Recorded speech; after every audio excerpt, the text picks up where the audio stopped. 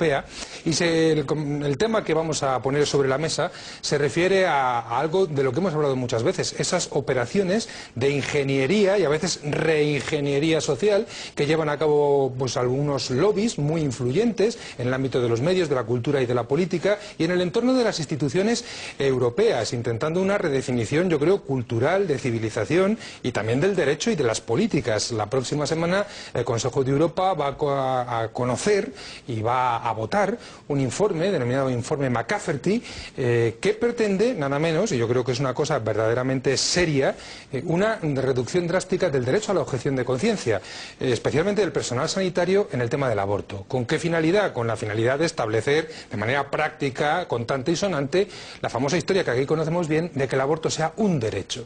Es un tema verdaderamente preocupante. La semana pasada ha estado en Madrid Sofía Cubi, una persona que conoce bien, traída, invitada por la Asociación Profesionales por la Ética, del Observatorio por la Dignidad Europeo, y ella contaba en ese desayuno algunos aspectos de lo que se está cociendo, que es lo que nosotros a continuación comentaremos. Vamos a escucharla. Un informe que se llama McCafferty informe, porque McCafferty es el objetivo de este informe es, bueno, el acceso ilimitado a la salud reproductiva y a los servicios reproductivos, implicando indirectamente un derecho al aborto, que no existe en ningún tratado, no existe en la ley internacional un derecho al aborto, pero claro que lo incluyen en los servicios reproductivos indirectamente, sin decirlo, pero, o sea, de hecho lo dicen, pero no por escrito. El término servicios médicos reproductivos ha sido sin una definición clara a propósito, porque es cosa de es algo de los Estados miembros de definir bien lo que incluye y lo que no. Y ahora a nivel Consejo de Europa quieren incluir el aborto explícitamente. Entonces, esa es la situación. Vemos un aumento bastante grande de objeciones de conciencia y la solución a este problema es restringir y limitar a la libertad de conciencia, la libertad de objetar.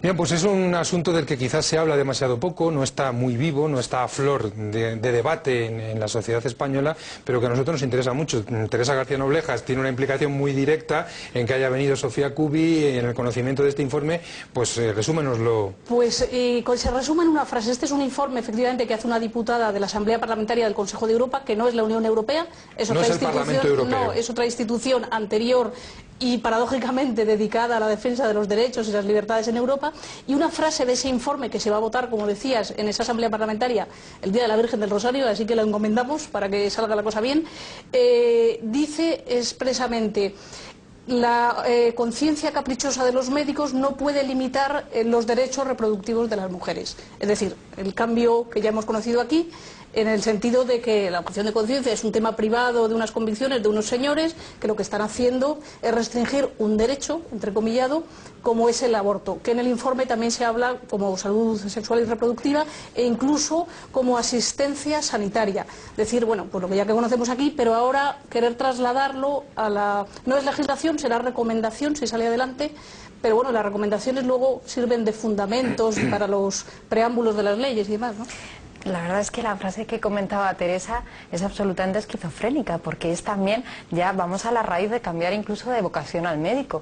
Un médico está llamado a curar y salvar vidas, por eso mismo no se presta ni a ligar trompas, por ejemplo, ni a hacer operaciones de estética, porque es que no está en la línea que tiene que hacer, y mucho menos en un aborto, ¿no? Es como decir, la conciencia caprichosa de la policía no puede estar por encima de los instintos asesinos de la gente. Pues hombre, sería ilógico, ¿no? Sería ridículo.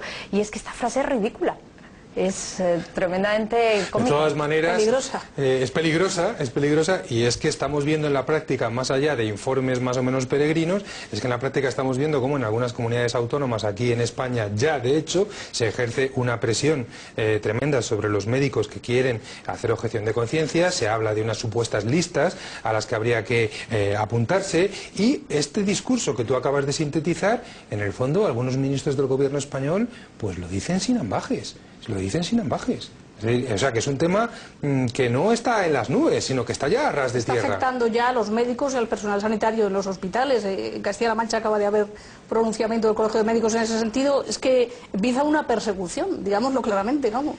Yo lo que pienso es que esto es un eslabón más de una cadena de la ideología de género. Yo creo que en España no somos todavía conscientes de lo que significa el cambio cultural y luego reflejado en la vida de la ideología de género. Y esto, el aborto, está en relación también con eso. Y el negar la objeción de conciencia, decir, es mucho más importante el derecho de la mujer a abortar que el derecho del médico.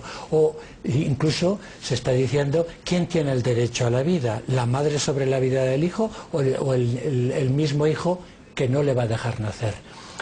Yo querría decir sobre esto que es que en la ideología de género y en todo lo que se deriva hay también una defensa de lo que significa, y en toda la historia de la Iglesia, del Antiguo y del Nuevo Testamento y de la humanidad se ve, de lujuria. No se dice que el aborto tiene su origen en la lujuria, tanto dentro del matrimonio o fuera del matrimonio, porque cuando se va a deshacer, va a impedir el nacimiento de un hijo, es porque resulta que se estaba buscando otros fines. Juan el Bautista perdió la cabeza porque un rey vio danzar a una chica que le gustaba mucho. Un rey muy importante de Israel mandó a primera fila para que mataran al marido de quien quería ella coger como mujer o quería apropiarse Era de él. David, no nos dejes ahí A estas alturas, en un sin vivir, a estas alturas. Bueno, pero, y entonces, luego, claro, en la historia la lujuria está unida a la muerte. Y de esto no somos capaces todavía de comprenderlo. Yo comprendo que suene fuerte, porque nadie dice esa palabra, porque es un vicio y es un pecado capital, pero nadie lo dice, pero estas son consecuencias también de eso. Y seguramente también de la falta de sentido, ¿no? Cuando no hablamos del sentido de la vida, es difícil que en conflictos también humanos, como pueden encontrarse muchas mujeres y muchas familias, uno no vaya a la esencia de lo que tiene en el interior, sino que vaya a lo social y decida que eso es un problema.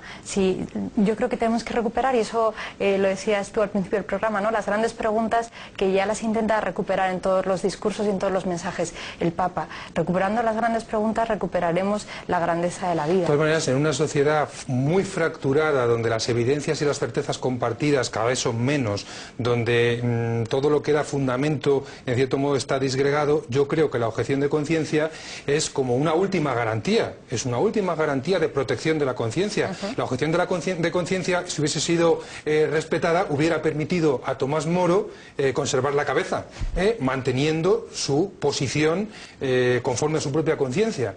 Entonces, ¿a dónde vamos a llegar? Yo creo que una democracia, por su propia salud, necesita salvaguardar esta cláusula, por el bien de todos. Y entonces me parece que es muy grave el que se intente cercenar este derecho. Recordemos que en la famosa entrevista entre Benedicto XVI y Obama tocaron dos temas. Reconozco que no me acuerdo de uno, pero sí me acuerdo del otro, y fue objeción de conciencia, porque precisamente había un plan de la administración Obama hecho público de lo mismo, limitar la objeción de conciencia del personal sanitario en estos temas.